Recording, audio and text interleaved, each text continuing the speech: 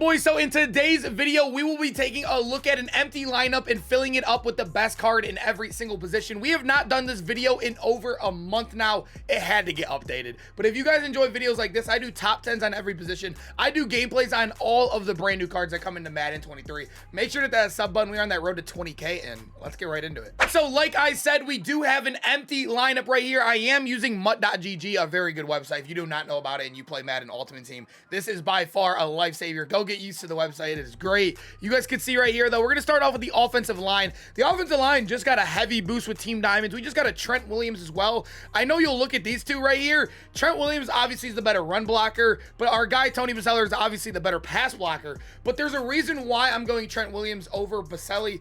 Trent Williams gets 1 AP edge protector. 1 AP edge protector, which is normally, what, 3 AP on a normal offensive lineman? He gets it for 1 AP. That one's an easy lock right there for me on offensive line. And then for the rest of them, you guys can just do whatever. You could do your, like, own due diligence. You guys can see right here, Randall McDaniel's actually pretty much better right here, so I'm actually just going to go with him. You can pick whoever you want. Offensive line's like, you know, offensive line's... Honestly, I could care less about offensive line. I think offensive line sucks no matter what. Abilities are king at the end of the day. We're going to go Willie Anderson right there. So this is what it's going to look like. Now we can get into more detail with our positions. So now we are at that tight end position. Tight end right now is absolutely loaded. We have Dave Casper in the game. We just got, what, 4 92s? We got Jimmy Giles, Pete.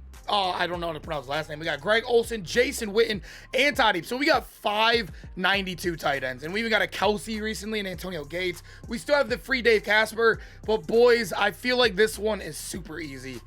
We're going to go with Pete. As many of you guys know, Pete, if you look at him, 6'7", 250.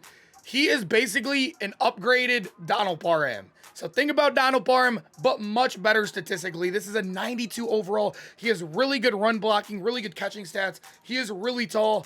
Big Pete, 100%. 100% the best tight end in the game. And now wide receiver. This one's a little tricky because the top 2 wide receivers, everybody knows who it is. It's going to be Harold Carmichael and our guy Calvin Johnson, if we can go down here and find him. These two, without the doubt, are the top 2 wide receivers in the game. No question in mind. And wide receiver 3 is where it becomes hard. I think Plaxico, if you were going to go the easy basic pick right here, it is going to be Plaxico Burress, right? All the way down here. Plaxico, 6'5". He's taller than a lot of like Brandon Marshall. He's better than DK Metcalf, all these guys.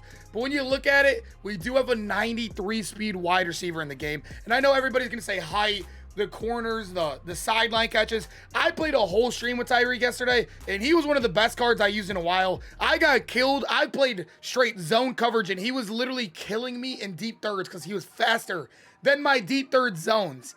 That's how fast Tyreek Hill is right now in the game. I think if you could play him right and you're not absolutely just chucking up high balls to him and playing like a bot, you could be amazing with Tyreek Hill. Tyreek Hill is definitely one of the most valuable cards in the game. I think I would put him at 3, but if you want to go with the easy, you know, just a no-brainer pick, you could go with Plaxico right there, but I'm telling you guys, Tyreek he's definitely him. Moving over to running back, quarterback, and fullback. Running back right now, I did just do my top 10 running back list not too long ago. What is it, 2 days ago? No running back has came out since. We just got Terrell Davis, Matt Forte in the game, but I think this one is pretty easy. Edgerrin James right now is absolutely insane. He weighs a lot. He's very fast. He's a receiving back. He has good catching. He has the best route running in the game as all the running backs. I think he's like right there with Matt Forte, but he's faster than Matt Forte. I like Edgerrin James. I think he's easily number 1. And it's weird too, because we have a bunch of 92s in the game, and he's just still dominating right there. Quarterback. Okay. Fullback over here. Let's move on over to fullback. You have it between Keith Byers, Joe Perry, and Christian Okoye. It's a very stacked list right now. I honestly still, Joe Perry, he is very, very fast. He's going to get there a lot. He's going to stay in front of a lot of your running backs. I do like Okoye a lot in the game. All these cards are honestly insane. I honestly don't know. Fullback's a really hard one to pick. I feel like Keith Byers is probably the best balanced one. No, I don't know. Joe Perry seems too small.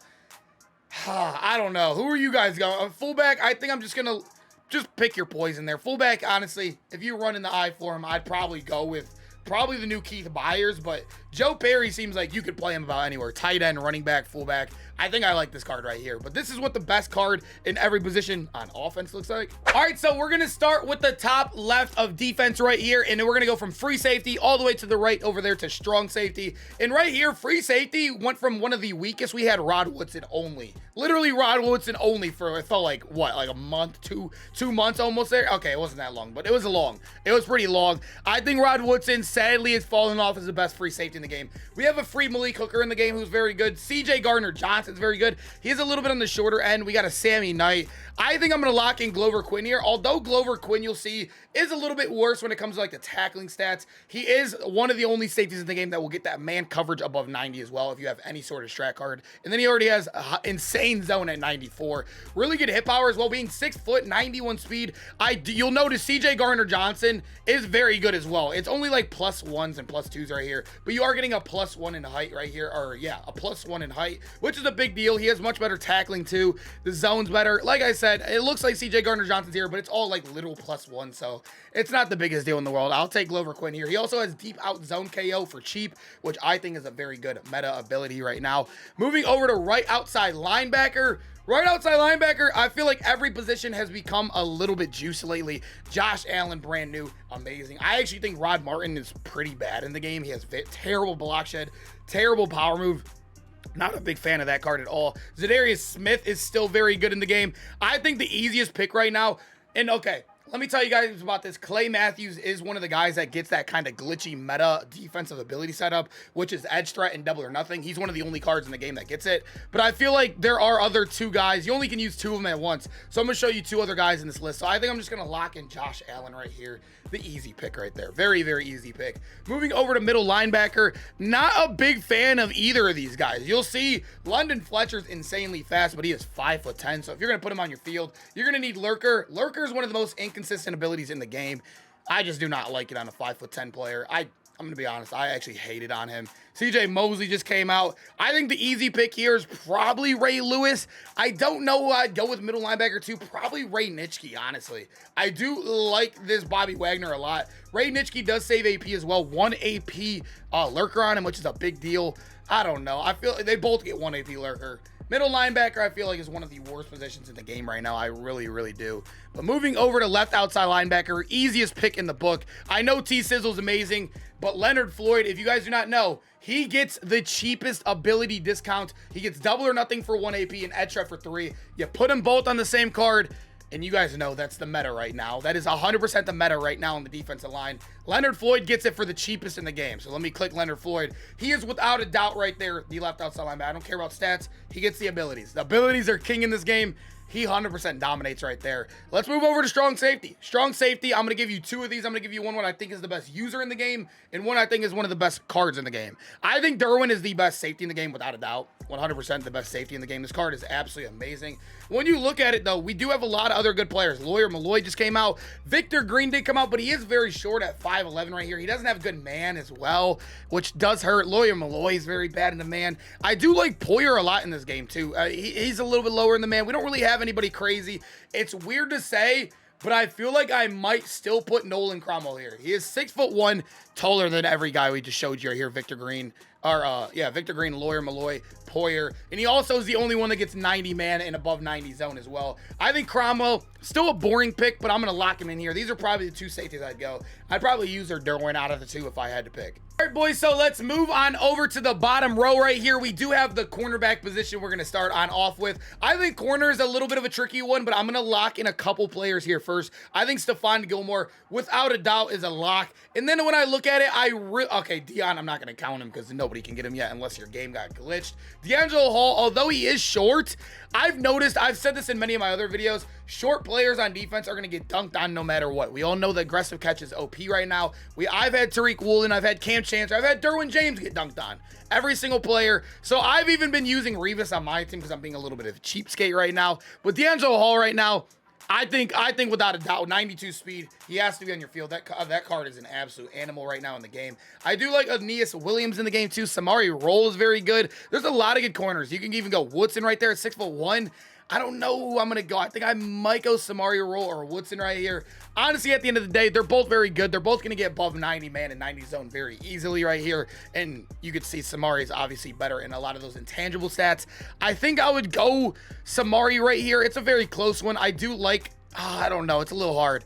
It is a little hard. I think I'm just going to go with Samari. I think that's a little bit of a safer pick right there. Those are probably the corners I'm locking in. Moving over to the defensive line, we're going to give you one right end. We'll give you just one D tackle because most defenses, I would say, use one D tackle. And then moving over to left end, I mean, D tackle, we could give you two, actually. We'll just give you two.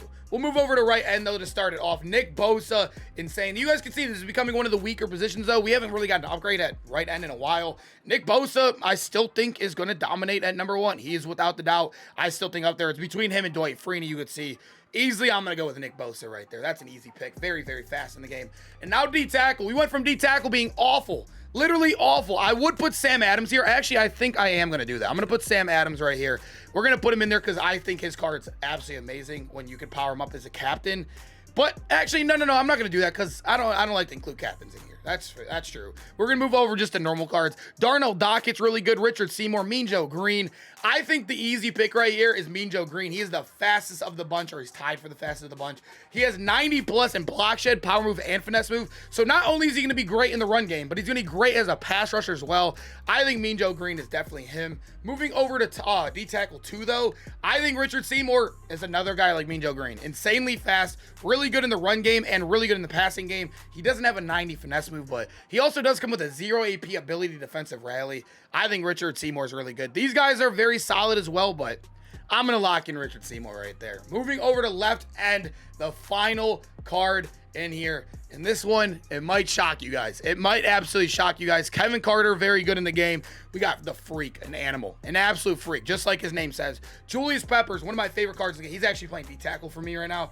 But Strahan, as many of you guys know, he, just like our guy Leonard Floyd, gets the ability stack right now. I truly do feel like it is so OP in the game until people start realizing it. It's so early in the stage. You got to power him up. You get Michael Strahan. If you guys do not know, double or nothing and edge threat. If they don't have an edge protector, it literally screams instantly. It's 100% success rate if they do not have it. It's actually insane. Michael Strahan and Leonard Floyd, I gave you two of them you could put on the end right there. Like I said, I love these guys. I think these guys are better statistically. Our guy, the freak, Peppers. If you're not using the abilities, I would go with probably the freak. But since we are using the abilities, or I'm assuming most people are, because I really think this meta is going to take over. I truly do. I'm going to put Strahan right here. All right, boys, I hope you guys enjoyed the video. Make sure to smash that like button, hit that sub button. Like I said, we're on that road to 20K. I appreciate the support lately, man. Hopefully we get some cool legends tomorrow so you can do some gameplays on. And I hope to see you guys then. Peace out, boys.